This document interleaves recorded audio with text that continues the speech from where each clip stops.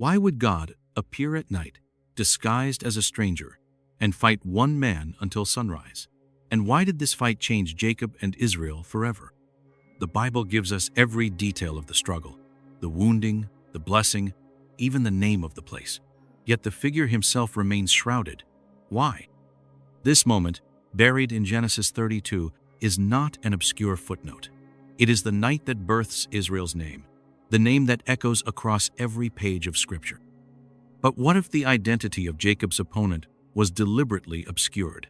What if the silence is intentional, concealing something ancient interpreters hesitated to put into words? Picture it. Midnight on the edge of Canaan. The Jabbok River murmurs over stones slick with moonlight. Jacob stands alone, trembling. Behind him, his family huddles in the darkness, sent across the ford in safety. Before him, tomorrow waits with Esau, the brother he betrayed, now approaching with 400 men. Jacob's heart pounds. The night air tastes of dust and fear. And then, a presence. No introduction, no sound but rushing footsteps. Two bodies collide, and in the silence of the desert, a struggle begins. What really happened that night? Was this a test from an angel? A punishment from God? Or could this be something even stranger, an early shadow of Christ himself, centuries before Bethlehem? We are about to enter one of Scripture's deepest mysteries, and once you step into this river with Jacob, you may never see the Bible the same way again. But before we begin, let me know where you're joining us from today in the comments, and remember to subscribe, because you won't want to miss this. The river Jabbok twists through the wilderness like a black ribbon under the moonlight. You can almost hear the hush of flowing water, soft against the stones, while the air hangs heavy with dust and anticipation. Here stands Jacob alone. His wives, children, and livestock have already crossed to the far side, leaving him in silence so complete it hums in the ears. Scripture insists on this solitude. It strips Jacob bare, separating him not only from family and possessions, but from every identity he has carried until now. Few realize how often this happens in the biblical story. Abraham on Moriah, Moses before the burning bush, Jesus in Gethsemane. God meets his chosen in moments when no one else is watching. But who is Jacob? And why does this night matter? If you do not know his past, this scene feels abrupt, almost senseless. Decades earlier, Jacob fled his homeland in fear of his brother Esau. Theirs is one of the most volatile rivalries in Scripture. Esau, the elder son of Isaac, was a hunter, favored by their father. Jacob, the quiet one, favored by their mother Rebekah. It was Jacob who schemed to take Esau's birthright with a bowl of lentil stew, and later, with Rebekah's help, deceived their father Isaac to steal Esau's blessing. Genesis 27. The fallout was immediate and violent. Esau swore to kill him. Jacob fled north into Haran, into the household of his uncle Laban, and for 20 years he served in exile. Those 20 years were not peaceful. Jacob was deceived himself, tricked into marrying Leah before Rachel. He endured constant tension with Laban, working for flocks and wealth under shifting wages. Through cunning and hardship, Jacob grew prosperous, yet the shadow of Esau never left him. Now, commanded by God to return to the land of promise, Jacob makes the long journey south.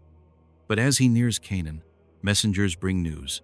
Esau is coming to meet him, and he is not alone. He rides with 400 men. Genesis 32:6. What does this mean? Is it a welcome party or an army? Jacob cannot know. Terror claws at him. He divides his camp into two groups, hoping some might escape if the others are slaughtered.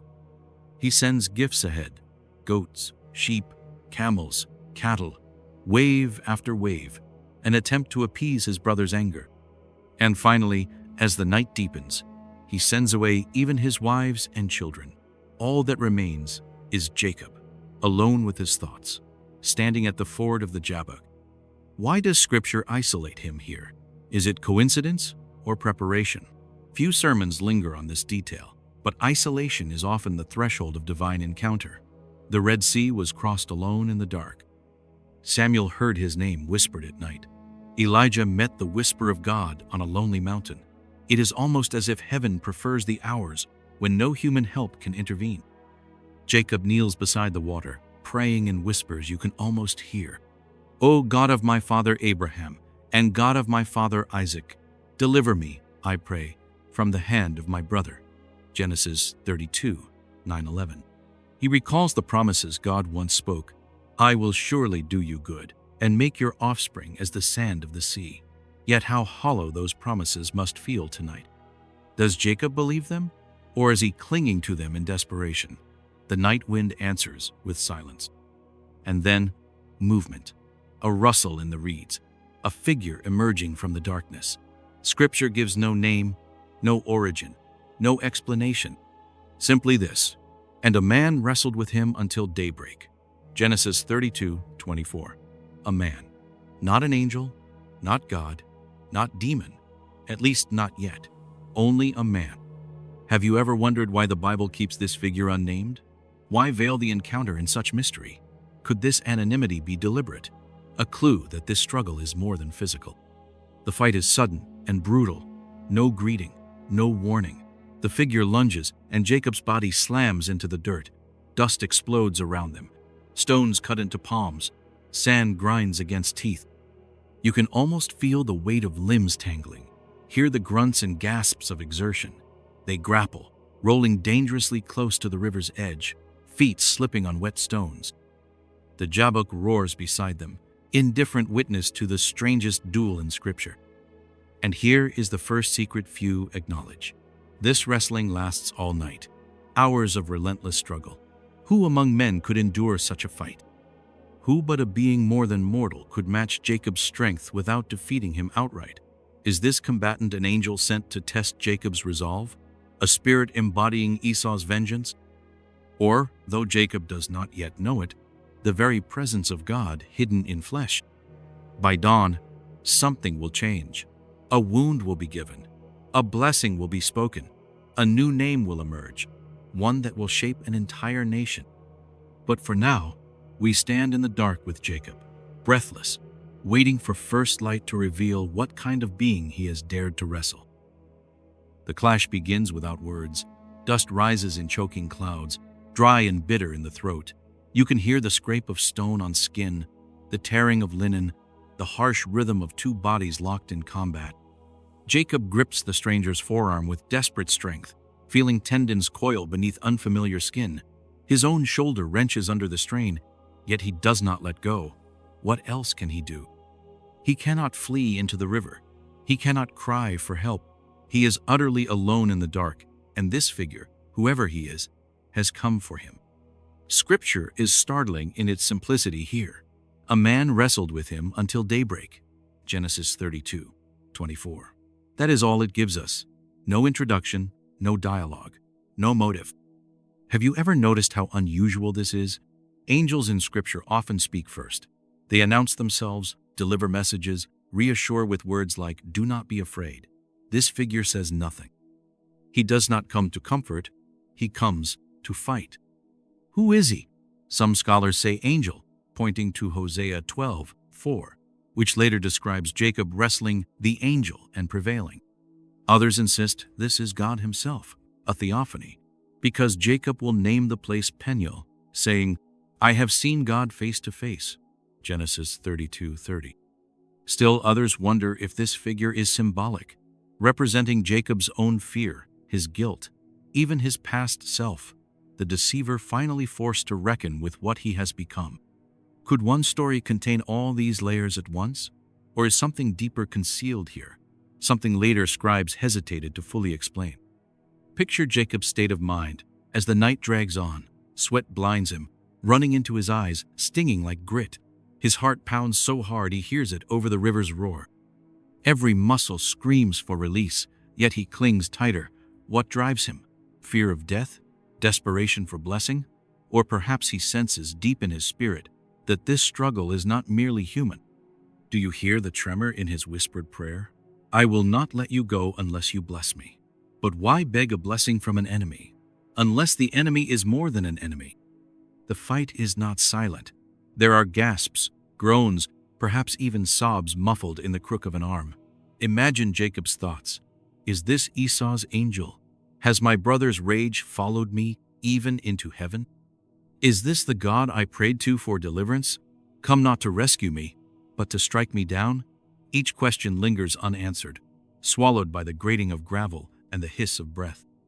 The longer the fight continues, the more mysterious it becomes. The stranger does not overpower Jacob, though he clearly possesses otherworldly strength. It is as if he holds back, allowing the struggle to endure. Have you noticed this? One touch later in the story will cripple Jacob instantly. Why not end it now? Could restraint itself be part of the test? And what of the time? The text notes they wrestle until daybreak. That detail matters. In Hebrew thought, night often represents chaos, fear, trial, the time when unseen forces prowl. Dawn represents revelation, the moment God acts. Why must Jacob endure the entire night before light comes? Does blessing always require the long, dark first? Few sermons mention the eerie quiet of this passage. There are no witnesses, no torches, no shouts, only two figures wrestling in silence, unseen by human eyes. Does this isolation hint at a secret too dangerous for crowds? Something that cannot be recorded plainly, only hinted at through fragments? One wonders what was left unsaid when scribes copied this account. What details were too holy or too terrifying to include? Jacob's thoughts, though unspoken, might have spiraled through every memory of deception and longing. The stew that bought Esau's birthright, the goat skins that fooled their father, the long years under Laban's thumb, the ache of Rachel's barrenness, the night he fled with stolen flocks. Every sin, every scar, every fear pressed into this single moment of combat. Perhaps this is why he clings so fiercely. He knows this struggle is not only with flesh and blood, but with the God who has pursued him since the womb. Do you see the irony? Jacob, whose very name means supplanter or heel grabber, is now literally grasping at a heel in the dirt, refusing to release it. The trickster is being transformed, though he does not yet know it. And you, standing here at the riverbank, watching in the half-light, what do you see? A man? An angel? Something far stranger. The fight reaches its peak just as the horizon begins to pale. First light glimmers faintly on the water, revealing sweat-slick skin, bruises blooming purple. The stranger's silence remains unbroken, yet his presence radiates something more than mortal. Jacob feels it in his bones. Fear and awe mingle in equal measure. Is this the same presence that walked in Eden's garden, the one who spoke to Abraham under the stars? And here lies the most forbidden question of all. Why would the Almighty choose to wrestle rather than speak? Why stoop to grapple in dust and darkness, allowing himself to be held? Some early interpreters whispered of humility, of God meeting man at his level. Others suspected judgment, that Jacob must be broken before he can be blessed. Could it be both? Whatever the answer, the struggle is not yet over. The first words will not be spoken until something breaks, until a wound is given, until Jacob's strength is shattered and something new begins. Dawn is rising. The stranger shifts his weight. The fight is about to change. The fight does not end in victory. It ends in a touch. One moment, Jacob is clinging with every fiber of his body, tendons straining, dust filling his lungs. The next, the stranger reaches out with casual precision and presses against Jacob's hip. It is not a blow. It is not even forceful. Yet instantly, something snaps. Bone slides from socket. Pain screams through Jacob's body, white-hot and absolute. He crumples, half kneeling, yet he does not let go. Have you noticed this detail? The figure wrestles Jacob all night without overpowering him, then, in one effortless gesture, disables him. That single act reveals the truth. The stranger was never overmatched. The fight was permitted, even prolonged, for reasons we are not told. Does this suggest mercy? Or does it hint at something more terrifying? A divine opponent who restrains his own strength to test the resolve of a man. Few commentaries linger here. They note the limp, yet rarely ask why God or angel or whatever this being is wounds in order to bless. Jacob's grip tightens even in agony. He cannot stand properly, his hips screaming in protest. but his arms lock around the stranger's waist. He will not let go. He cannot, not until you bless me. That is his cry, his plea, his ultimatum. Pause here and ask, why does Jacob demand blessing from the one who has wounded him? Is there something in the wound itself that reveals the presence of God? Throughout Scripture, blessing is rarely soft. Abraham must leave his homeland. Moses is exiled to the desert. Paul carries a thorn in the flesh. Could it be that the path to divine favor is always marked by bruises? And if so, do we dare to pray for it? The stranger speaks at last, the first words in this entire night. They are not words of comfort, but inquiry. What is your name? Jacob answers with the only name he has ever known. Jacob, supplanter, heel, grabber, deceiver. Every memory of trickery lies coiled in that single word. The birthright stolen over stew, the blessing taken in sheepskin disguise, the years fleeing from Esau's wrath. This name carries shame. It carries the weight of every fractured relationship behind him. The stranger replies with words that transform history. Your name will no longer be Jacob, but Israel, for you have struggled with God and with men and have overcome. Israel, Yisrael in Hebrew. He struggles with God, or God struggles. Both translations are possible. Both are haunting. Have you ever noticed how this new name contains ambiguity at its core? Is it Jacob wrestling God, or God wrestling Jacob? The text does not settle the question. It leaves it hanging, as if the struggle itself defines the covenant people more than victory ever could. Consider this. Israel's identity as a nation begins not with triumph, but with wrestling. Not with a sword, but with a limp. Not in daylight, but in the darkest night of one man's fear. This is the moment from which the 12 tribes will descend. A limp will mark their forefather. Do you see the pattern?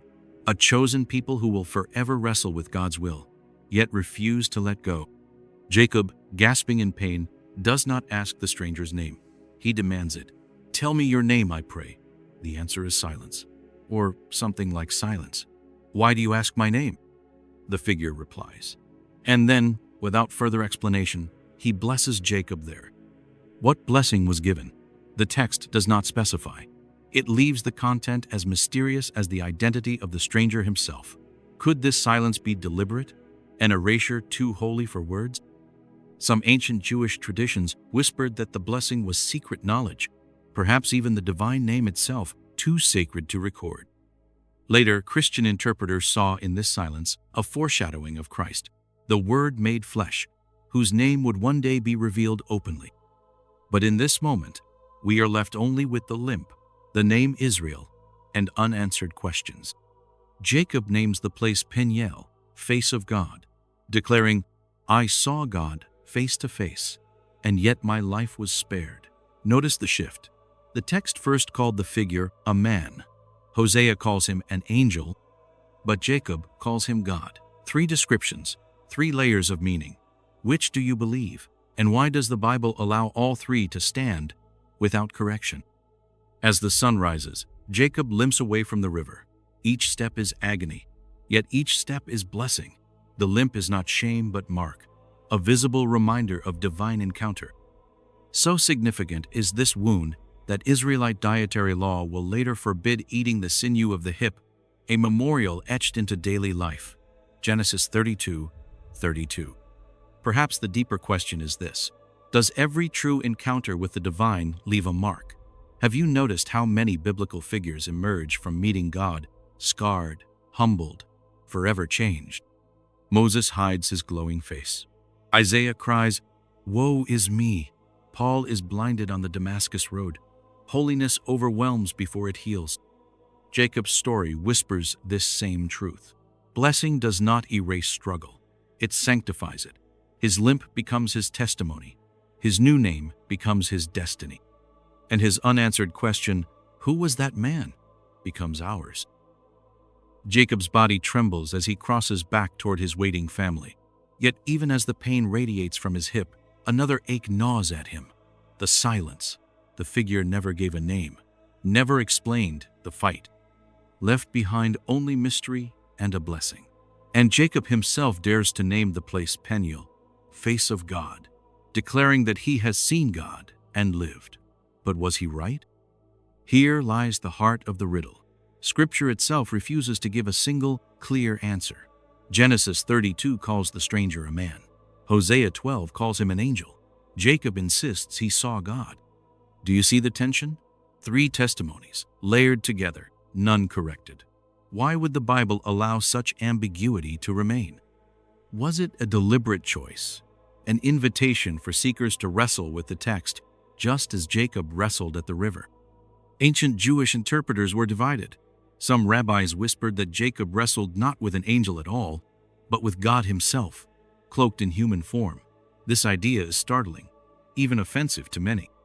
How could the infinite lower himself to grapple in the dirt with a mortal? Yet others insisted this figure was Samael, an angelic accuser guarding Esau's destiny, a kind of cosmic advocate whose confrontation mirrored the earthly conflict between the 2 brothers. The silence of Genesis allowed both readings to circulate, neither erased, neither fully confirmed. Early Christian writers went further still. Origen in the 3rd century wondered aloud if this was the Logos, the Word who would later become flesh as Christ. Augustine called the wrestling match a prophecy in miniature, God condescending to be overcome, foreshadowing Christ's humility in Gethsemane. Imagine it.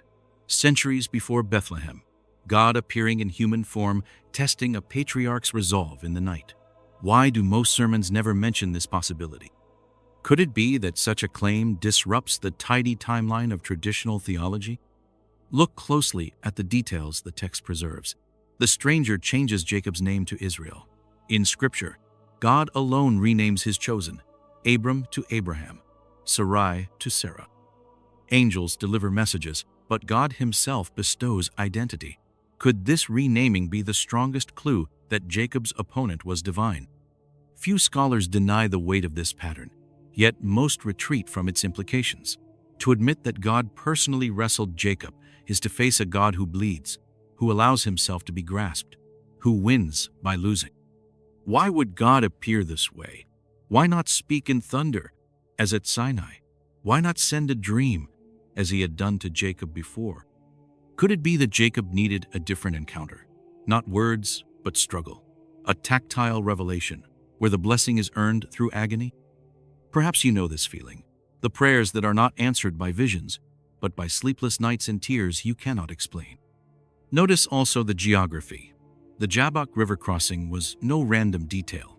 It was a threshold, a liminal space. Throughout Scripture, thresholds are holy ground: the Red Sea, the Jordan, the wilderness between Egypt and Canaan. Jacob's crossing mirrors these patterns: deliverance through danger, transformation through suffering. Is it coincidence? Or is God writing the same story in different generations, inviting us to trace his fingerprints? But there is another layer, one rarely mentioned in popular retellings. Some fragments of Second Temple Jewish tradition, now preserved only in scattered midrash, suggest Jacob saw not just a man, not just an angel, but something beyond comprehension, a being whose face radiated unbearable light, yet dimmed itself so Jacob would survive the encounter. Few talk about this tradition, perhaps because it hints at something too explosive, that this fight may have been humanity's first glimpse of the incarnate one. And yet, the text remains deliberately quiet. It does not explain the blessing Jacob received. It does not tell us why the figure left at daybreak. It does not even describe Jacob's reaction beyond naming the place Peniel. Is this silence a clue? Could it be that the encounter was too sacred for words, that the scribes themselves dared not write what was whispered at dawn? Ask yourself this: if the figure truly was God, why did he allow Jacob to prevail? Is this divine weakness or divine invitation? A God who humbles himself so that his chosen might cling to him until the blessing comes? Does this sound familiar? A God who would later hang on a cross, surrendering power so that humanity might be saved? Some have seen here the first shadow of that greater humility. But what if it was not God? What if it truly was an angel, acting with God's authority, yet distinct from him? This opens other questions. Angels in Scripture often embody God's presence so fully that to see them is to see him, as with the angel of the Lord, who speaks as God to Moses in the burning bush, Exodus 3:2-6. Could Jacob have encountered such a messenger, so unified with God's will that their identities blur? This is not a question easily answered, yet it shapes how we read every future encounter between heaven and earth. Peniel remains a place of paradox. Jacob claims to have seen God. The text names his opponent a man. Hosea calls him an angel. The church fathers see Christ. And through it all, the story refuses to resolve. Perhaps that is the point. Perhaps wrestling with the identity of Jacob's opponent is itself part of the blessing, forcing us, like Jacob, to cling to God until dawn breaks. Jacob's limp does not heal overnight. Every step toward the rising sun is a reminder of the unseen figure he grappled with in the dust and shadows. He remembers the riverbank's grit under his palms, the rush of cold water on his ankles when they rolled too close to the Jabbok's edge, the silent gasp when the stranger's touch seared his hip. Even now, long after the figure vanished, he can almost smell the iron tang of blood in the night air and hear the muted splash of water lapping at the stones. The fight is over, yet the mystery deepens. Who, then, was his opponent? Genesis simply calls him a man. Hosea, centuries later, whispers a different answer. He struggled with the angel and overcame him. He wept and begged for his favor. Hosea 12:4. Already the story fractures into layers. A man, an angel, the face of God. Why would Scripture allow all three testimonies to stand side by side without resolution? Is this divine provocation a test to see if you will keep wrestling with the text as Jacob did with the stranger? The angelic interpretation holds weight. Angels in the Hebrew Bible are often so suffused with God's presence that to encounter them is to encounter Him. The angel of the Lord appears to Hagar at the spring, Genesis 16, yet speaks as if he is Yahweh himself. This same figure confronts Moses at the burning bush, Exodus 3, and later leads Israel through the wilderness in a pillar of cloud and fire, Exodus 14:19. Could Jacob's midnight visitor have been this same mysterious messenger, one whose identity blurs the boundary between angel and God? Ancient Jewish traditions add still more layers. Certain midrashic fragments suggest the being was not merely an angel, but Samael, the accuser. In these accounts, Samael is both adversary and prosecutor, demanding Jacob be judged for his past deceptions against Esau. Picture it. The night before reconciliation with his brother Jacob wrestles not merely with a stranger, but with the spiritual embodiment of his own guilt, the heavenly advocate of Esau's grievance. This reading casts the struggle as courtroom and battlefield at once, the verdict written in bruises and limps. Why do so few sermons mention this? Why are these traditions rarely taught in Sunday schools? Perhaps because to name the being as Samael complicates the story, pulling it into the cosmic war between good and evil hinted at throughout Scripture. It forces us to see Jacob's personal struggle as part of a much larger drama, one in which every human action echoes in unseen realms. Few wish to contemplate such staggering stakes. Early Christian writers approached the text differently. Origen, writing in the 3rd century, acknowledged Hosea's identification of an angel, but insisted this angel must have been no ordinary messenger. Augustine went further, hinting that Jacob's encounter foreshadowed the incarnation, God himself veiled in flesh, wrestling with humanity in miniature. He permitted himself to be conquered, Augustine wrote, for in his weakness lay the strength of his mercy. Do you hear the echo? The God who will later allow himself to be nailed to wood first allows himself to be pinned to dust. Yet even among Christians, this reading unsettles. To imagine the pre-incarnate Christ grappling in silence under moonlight, his breath mingling with Jacob's, his touch both blessing and wounding, disrupts the sanitized images of divine majesty so often painted in later centuries. It suggests a God unafraid of human sweat and pain, a God whose glory descends into the mud. And then there is the wound. Angels in Scripture do not typically wound. They strike, yes, but their mission is either destructive or protective. Here, the injury is strange, a single touch that cripples without killing. Why? Could this signify restraint? Mercy held within judgment? If this was indeed an angel, Why bless Jacob after striking him? Does this duality, wound and blessing, hint that angels, like humans, serve purposes they themselves may not fully comprehend? Notice also what is missing. The text never names the angel, not once. In biblical narratives, named angels, Michael, Gabriel, announce messages or fight battles openly. Here, anonymity reigns. Is the silence itself intentional? Did the scribes hesitate to name this figure because naming him would expose too much, perhaps even force us to confront truths about God's closeness to humanity that later tradition sought to guard? This leads to a troubling thought. Could the deliberate ambiguity be protective, shielding sacred knowledge from casual readers? Few ever ask why. The most pivotal moments in Scripture are often cloaked in riddles, burning bushes unnamed, voices from clouds uncredited, figures in fire unintroduced. Perhaps these are invitations rather than omissions, leaving room for awe rather than certainty.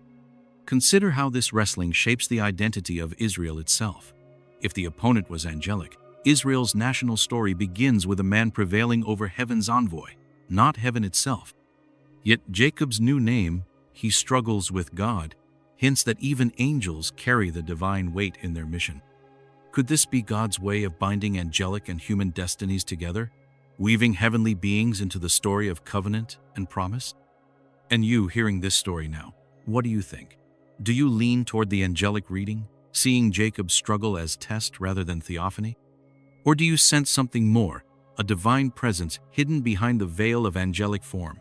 What does it say about God, that he allows his messengers to bear his name so fully that to meet them is to meet him? Imagine Jacob years later, sitting by firelight in the hill country of Canaan, his children asleep, his limp now a constant companion. He touches the scar at his hip and stares into the embers, replaying that night beside the Jabbok. How many times did he whisper the same unspoken question, who was he? Was it merely an angel? Or something greater? Few sermons linger here. Fewer still dare to suggest the unthinkable. Yet, whispers in the earliest church writings hint at a hidden pattern, a figure who walks through the Hebrew scriptures, appearing and disappearing in human form, always blurring the line between heaven and earth. They called him the angel of the Lord, but some quietly believed this was no ordinary messenger. This was the Son of God before Bethlehem. Could it be that Jacob wrestled Christ himself? Consider the clues. In the Old Testament, this mysterious angel of the Lord speaks as God, receives worship as God, yet distinguishes himself from God. He appears to Hagar at the well, to Abraham on Moriah, to Moses at the burning bush. In each encounter he carries divine authority, yet bears a strangely human tenderness. When Jacob names the place Peniel, face of God, is he confessing that he has seen more than an angel? There is something intimate about this encounter that defies normal angelic missions. Angels deliver messages. They strike armies. They do not linger in silence through an entire night. Locked in combat, sweat mingling with human sweat, heart pounding in unison with a man's. Angels do not bless by wounding, nor do they rename patriarchs. But God does.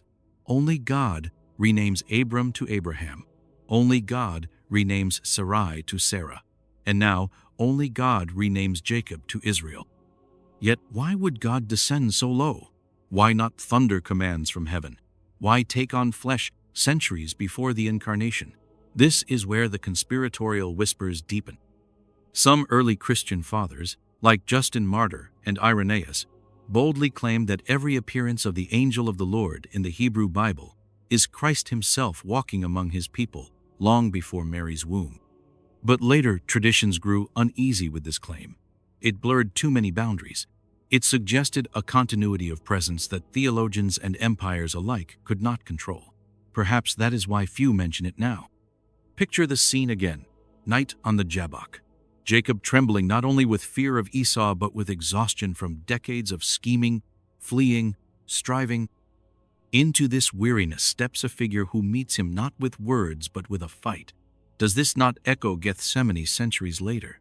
Another night scene.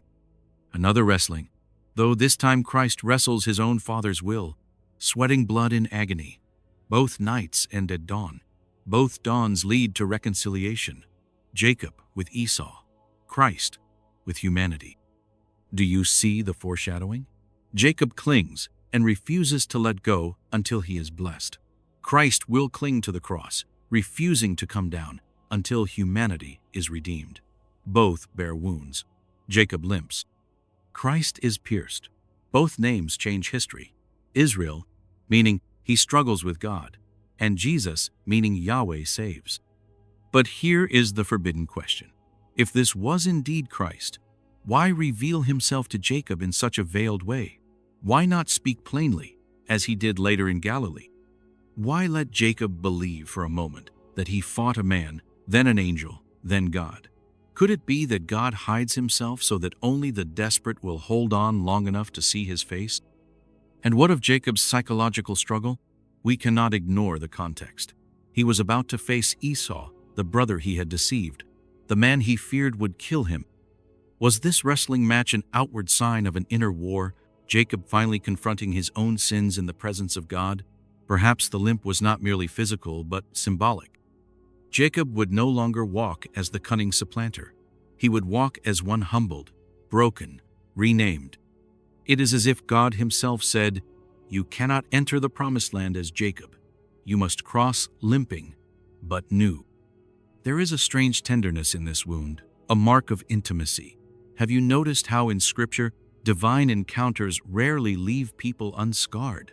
Moses' face glows. Isaiah's lips burn. Paul is struck blind. Holiness always leaves its mark. Could this be God's way of ensuring we never forget the moment he came close? And yet, why is this reading, Christ before Bethlehem, so rarely preached? Perhaps because it invites dangerous closeness. If Christ walked among the patriarchs, then he has always walked beside his people, even when unrecognized. It collapses the distance we place between Old and New Testaments, between law and grace. It suggests the gospel is older than we imagine, written in dust and blood long before the manger. Does this unsettle you, or does it comfort you? That the God who wrestled Jacob by the river is the same God who touched lepers, wept at Lazarus' tomb, and now wrestles with you in prayer. As dawn breaks over Peniel, Jacob limps into a future forever, marked by that night. And perhaps, without realizing it, he carries in his flesh the first shadow of the incarnation, a whisper of the day when God would once again take on human form, not to wrestle one man, but to save the world. The limp of Jacob is more than a personal scar. It is the mark of a nation. From that night on the Jabbok, every step Israel takes in Scripture carries the echo of struggle. Have you ever noticed how the name itself, Israel, literally means he struggles with God? This is not a flattering title. It is not victory. It is not obedience. It is a confession. The very identity of God's chosen people is born from conflict, from midnight wrestling in dust and silence. Few ever speak of this origin. Fewer still trace its pattern through the centuries. But if you follow the thread, you see it everywhere. The prophets crying out against kings, the wilderness wanderings, the exile in Babylon, the prayers in Gethsemane, even the final visions in Revelation, where a faithful remnant clings to God amid cosmic war. Could it be that the story of Jacob wrestling at Jabbok is not just history, but prophecy? Could it be that Israel's struggle will not end until the last dawn breaks over a new creation? Consider the quiet clues buried in the margins of Scripture. Hosea recalls this night and describes Jacob weeping and begging for favor, details Genesis never mentions. Hosea 12:4. How did Hosea know? Was this whispered through generations, preserved in oral tradition that most scribes never recorded? And why does the book of Revelation, centuries later, describe God's people enduring tribulation, clinging to him through nights of trial, only to emerge marked, sealed, named? The echo is unmistakable. A limp becomes a symbol, not only of Jacob, but of all who wrestle with God and survive. This is where the conspiratorial silence deepens. For centuries, commentaries have praised Abraham's faith, Moses' leadership, David's heart. Yet Jacob's limp, the very origin of Israel's name, is treated almost like an embarrassment, mentioned in passing but rarely explored. Why? Could it be that the image of a God who wrestles, who wounds to bless, unsettles the neat portraits of holiness we prefer. It suggests intimacy too raw for polished sermons, too human for stained parchment. Do you see the irony? The chosen nation begins not with a coronation, but with a fight in the dark. It begins with a man grasping desperately, whispering through clenched teeth, "I will not let you go unless you bless me." That cry echoes in every psalm of lament, every prophet's plea, every martyr's prayer. It is the cry of Israel in exile. It is the cry of the church under persecution. It may even be the cry of humanity in the last days, when the world groans for redemption and God appears silent. Imagine the eschatological weight of this. Revelation speaks of nations gathering at Armageddon, a final confrontation between heaven and earth. Is this not another wrestling? Humanity clinging to its own will, God confronting our rebellion, the night stretching long until dawn breaks with Christ's return. Could Jacob's wrestling be the first shadow of that final struggle, a personal night that mirrors a cosmic one? Listen carefully to the language Jacob uses. "I have seen God face to face, and my life was spared." Genesis 32:30. The Hebrew word for face, panim, is the same root used in priestly blessings. "The Lord make his face shine upon you." Numbers 6:25. To see God's face is both terror and grace, judgment and mercy. This tension pulses through Israel's entire story, reaching its climax in the book of Revelation, where the redeemed finally see his face. Revelation 22:4. The wrestling ends only then. But here is what most overlook. Jacob's limp did not vanish when the sun rose. He carried it the rest of his life. Every step toward Esau, every mile toward Bethel, every journey with his sons into Egypt, all of it marked by weakness. Could this be the secret pattern? That God's people walk best when they walk humbled? That true blessing is not strength but dependence? And what of you? Have you felt that same wrestling? Nights when prayers feel like grappling in the dark, when silence feels heavier than words? Do you see how Jacob's night might be your night too? Perhaps even humanity's night, still unfolding, still waiting for the final dawn. Why did they wrestle? This is the question that lingers after the dust settles on the banks of the Jabbok. You can feel it hanging in the silence of dawn, in the ragged breath of Jacob as he clutches his new name. It is more than curiosity. It is the ache of a mystery that Scripture itself leaves deliberately unresolved. Was this combat punishment, purification, or preparation? Or was it something far deeper, a rehearsal for a struggle that belongs not only to Jacob, but to all humanity? Look closer. Every detail of the encounter is strange. The figure does not speak at first. There is no introduction, no command, no thunder or flame to announce divine presence. Only sudden conflict in the dark. This silence unsettles me. Why would a messenger of God appear in such ambiguity? Why would the holy choose combat over conversation? Few preachers dare linger here, yet the text forces us to confront it. Jacob himself names the place Peniel, face of God, as if to confess that what he saw could not be forgotten, even if it could never fully be understood. Some scholars argue this was a test, a way for God to measure Jacob's resolve before granting covenant blessing. They point to the words Jacob cries in the struggle, "I will not let you go unless you bless me." Genesis 32:26. This is not polite prayer. This is desperation, raw and unfiltered. But others, especially in later Jewish midrash, see something even stranger. They whisper that Jacob wrestled Samael, the accuser, guardian of Esau's destiny. In this reading, the fight is cosmic, a spiritual reflection of the earthly reunion that will come at sunrise. If true, then Jacob is not only wrestling for his life, but for the future of the covenant itself. But here is the forbidden question few dare ask. What if Jacob was wrestling his own God? What if the blessing came not from defeating an adversary, but from clinging to the very one he feared might reject him? Do you feel the weight of that possibility? That a man could embrace God so tightly in the night, refusing to let go even as he limps away wounded?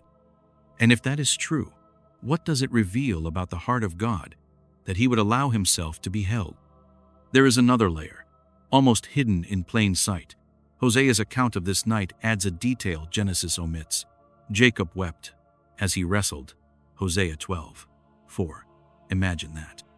Not silent determination, but tears. The kind of tears that come when decades of deception, exile, and longing collapse into one night. We rarely picture patriarchs crying. Yet here is Jacob, weeping as he clings to the mysterious figure. Does this not humanize the story? Does it not invite you to see yourself in him, holding on to God through tears, refusing to release him even when you do not understand? The limp Jacob receives is not incidental. It is part of the answer to why they wrestled. Blessing without breaking would have left Jacob unchanged. He would have walked into reunion with Esau, still the schemer, still the supplanter. But blessing through wounding remakes him. It humbles him. It brands him with dependence. Every step he takes toward Esau is a confession that he is no longer the same man. The covenant will now rest not on cleverness, but on grace. And here the prophetic undertone begins to sharpen. This wrestling is not an isolated event. It becomes a template. Israel, the man and the nation, will wrestle with God across centuries. In wilderness wanderings, in temple sacrifices, in exile by Babylon's rivers, in prayers whispered under Roman occupation, the struggle never ends. Even the church inherits it, wrestling in gardens of persecution, crying out under heavenly silence, clinging to God through nights that feel endless. Could Jacob's limp be the first mark of a pattern that spans millennia? Some theologians have dared to suggest this struggle points forward to Christ himself. At Gethsemane, we see another man wrestling with God in the night, sweating blood, pleading for the cup to pass, yet surrendering to the will of the Father. And at Calvary, God does not merely wrestle man. He takes on human flesh and enters the struggle himself. Do you see the symmetry? At Jabbok, a man wrestles God and lives. At Golgotha, God wrestles man's sin and dies. Both end at dawn. Both end with blessing that costs everything. Why then does Scripture blur the identity of Jacob's opponent? Could it be that the ambiguity is intentional, drawing you into the mystery rather than solving it? Perhaps the Bible leaves this encounter unresolved because the wrestling continues. In you, in me, in every soul that clings to God through unanswered prayers. This is not ancient history. This is spiritual biography. Every night of doubt, every moment you demand answers from heaven and receive only silence, is an echo of Jabbok. And here is the chilling possibility most commentaries ignore. What if this story is unfinished? Revelation hints at a final conflict between heaven and earth, a cosmic wrestling that will not end until Christ returns. Could Jacob's night foreshadow humanity's night? Could his limp prefigure the scars creation will bear until the new heavens and new earth dawn? This is speculation, but it lingers. Jacob's night may not just explain the past, it may unveil the future. So why did they wrestle? Was it punishment? Was it blessing? Was it prophecy? Perhaps it was all three. Perhaps this was the only way Jacob, and by extension, Israel, could be remade. Not through sermons, not through visions, but through intimate struggle in the dark, where blessing comes only to those who refuse to let go. And now the question turns to you. Have you felt it? The bruising, the silence, the strange intimacy of wrestling with God. What if your limp is not a curse but a covenant? What if the very thing you thought disqualified you is what marks you as chosen? Dawn is breaking. Jacob limps toward Esau, but the story does not end there. The struggle, his and ours, waits for its final dawn, the one promised in Revelation, when we shall see his face at last. Dawn breaks over the Jabbok. The night's silence dissolves into birdsong, the first light of morning cutting through the mists along the riverbank. Jacob, now Israel, limps forward, dust clinging to his skin, his hip throbbing with every step. His body is weaker, but something in him has changed. The deceiver who crossed this river hours ago does not return. He carries a name he did not earn, a blessing he could not demand, and a wound he will never forget. But the mystery remains. Who was that figure in the night? Was it a man? Was it an angel? Was it the very face of God, veiled in human form? Scripture whispers hints, never answers outright. Perhaps this is deliberate. Perhaps the Bible leaves the question open so that every generation must wrestle with it anew. And maybe that is the point. This story is not only about Jacob, it is about you, about me, about every soul that has ever clung to God in the dark, unwilling to let go, desperate for a blessing even at the cost of being broken. Have you ever felt that? The prayer that begins as defiance and ends in surrender? The night that seems endless until dawn finally breaks? Jacob's limp becomes a kind of prophecy. Israel will walk with that limp through exile and return, through silence and song, through centuries of wrestling with the one who chose them. The church will inherit it too, groaning for redemption, clinging to promises that often seem distant. Even now, in a world still fractured, the wrestling continues. One day, Scripture says, there will be another dawn. Revelation speaks of a time when God will dwell with His people, and they will see His face. Until then, the question lingers. Did Jacob cling to an angel, or did he hold God Himself in the dust of the earth? And when your night comes, when your own wrestling begins, will you let go, or will you cling until morning? If this journey stirred something in you, do not let it vanish in the noise. There are more whispers hidden in Scripture's pages, waiting to be uncovered. Stay with us. Subscribe, listen closer, and keep walking this narrow road between thunder and silence. And let me know your thoughts or questions in the comment section.